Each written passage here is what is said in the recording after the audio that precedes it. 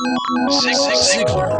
Ziglar. Inspiring true performance. A number of years ago, Laurie Majors, my executive assistant, got a phone call from a lady in Birmingham, Alabama. At the end of the conversation, she said, Zig, she said, I believe this woman thinks she's got an impossible problem, but I believe you can solve that problem with her in just a few minutes if you will spend that time with her.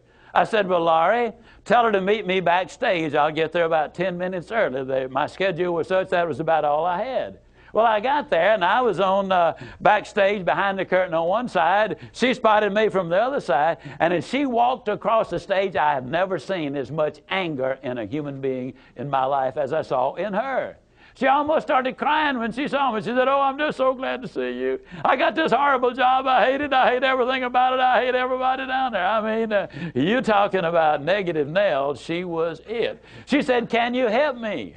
Now, understand, I've only got about 10 minutes.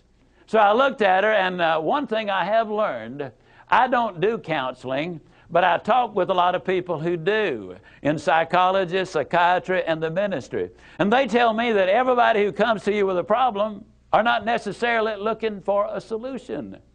I couldn't understand that for a long time. Why do they bring you a problem if they don't want to solve it? Well, I can tell you why. They want to tell you about it, you about it, you about it, you about it, and you about it. And if you foul up the deal and solve the problem, they can't tell you again, you again. They want the attention that goes with the problem, and every company just about it has that kind of an individual. They want the attention that goes with griping and complaining. Well, I looked at the lady, and it wasn't unkindly, but firmly I said to her, yes, and you know, ma'am, I'm afraid your problem is about to get worse. She said, what do you mean? I said, I believe they're going to fire you.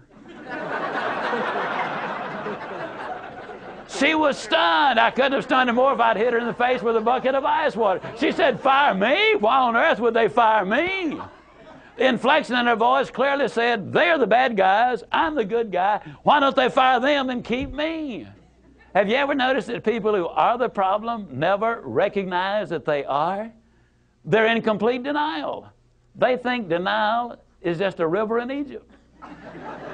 Why would they fire me? I said, ma'am, I don't believe there's a company in America big enough to contain this much poison in one small spot. Have you ever noticed that when somebody is about to lose something they've been complaining about, whether it's a car, a home, a mate, a job, or whatever, when all of a sudden it appears they're going to lose them, it takes on brand new value. She looked at me and said, well, what can I do? I said, do you really want to know? She said, yes, I do. That's the reason I came to see you. I came looking for help, but you sure haven't been any help so far. I said, well, ma'am, I've got an idea, and I will absolutely guarantee you it positively, definitely, absolutely will work if you will just do it. She said, I'll try anything within reason. I said, okay, when you get home tonight, all of your household tasks are complete. It's bedtime. Get off in a room right by yourself. Get a sheet of paper out, and at the top of it, write, I like my job because. She interrupted me. She said, that'll be easy. I don't like nothing about that job. Don't like nothing about those people down there. And I said, well, just as a matter of curiosity, do you work there for benevolent reasons, or do they pay you for working there? She said, well, I got to confess, they pay me. And I said, and you don't like to be paid? Oh, she said, yes, I do. I said, okay, tell you what you do. Open your notebook right now. We'll start our list of the things you like about your job. They pay you for working there, and you do like it, don't you? She said, absolutely. But she just stood there. I said, no, open your notebook now, and we'll get busy on the list. She just stood there. I said, ma'am, let me tell you what my experience in life has been. I've discovered that in 100% of the cases, no exceptions, people who won't take step number one never take step number two. You see, she had come to me with an impossible dream. Her dream was that nice Mr. Ziglar was going to solve all of her problems, and she would live happily ever after. Well, folks, I got news for you. I can't solve her problems. I can't solve your problems.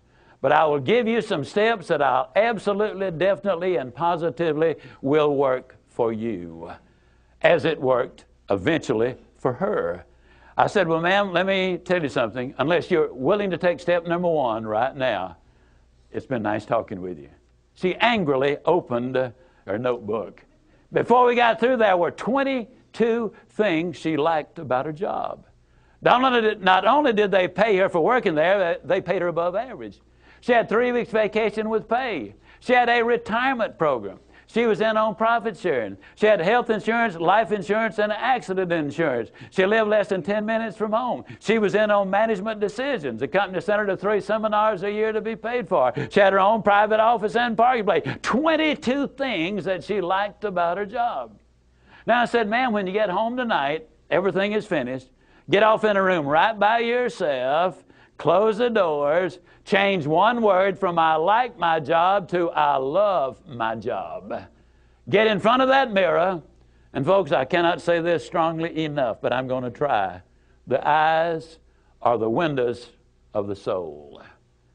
Look yourself in the eye.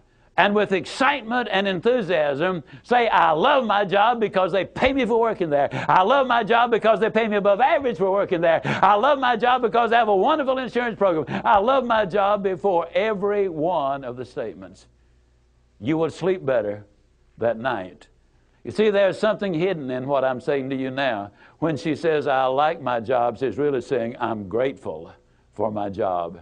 And of all of the emotions we can have, according to Hans Selye, the #1 stress specialist in America, the healthiest of all human emotions is gratitude. I said, you go down that list. I like my job. I love my job, rather. That is a way of gratitude. You'll sleep better the first night. Tomorrow morning, when you get up, get back in front of the mirror just before you go to work. Get back in front of the mirror and repeat the process again with excitement and enthusiasm. I love my job because, and take the list with you. Because the reality is, you see, you will have started to change from a fault finder to a good finder. Some people do really find fault like there's a reward for it. They really do. Take the list with you, and you will be able to add to that list, absolutely guaranteed. Do this every morning and every night, and you will have an astonishing recovery from this advanced case of stinking thinking. Now, I didn't say that to her, but I'm saying it to you. That's what it was. It was an advanced case of stinking thinking. Well, 6 weeks later, I was back in Birmingham, Alabama. I was doing a follow-up sales seminar. Now, the lady was not in sales, but she had been listening to my tapes. She had been listening to Automobile University, and she had discovered that everybody sells. Everybody who will ever hear this is in selling. Whether you're a school teacher, a civil service worker, a military personnel, an executive secretary, it doesn't make any difference. What you do, you sell every day of your life. There she was at the sales seminar, seated on the front row, grinning so wide she could have eaten a banana sideways. I'm telling you, you're talking about somebody that was excited. She was turned on. I said, well, how you doing? She grinned even more broadly and said, Mr. Ziglar, I'm doing wonderfully well. And thank you for asking. She said, you cannot believe how much those people down there have changed.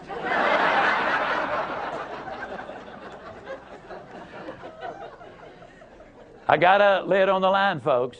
You're not going to change anybody else till you change you. Everything really does begin with you. Now, you see, the unfortunate thing, this lady had been raised in a very negative environment. First, her parents had told her that she'd never amount to anything. They said, you know, you're always late, you're always sloppy, why can't you be like your brother or your sister or whatever? When she got married, her husband had continued it, and so her self-talk had become completely negative. Everything that she said about herself was negative. Like Dad said, I'll never amount to anything. Or like my husband says, I can't do anything right. But when she started changing the input, then some radical changes took place. Zig Ziglar. Inspiring true performance.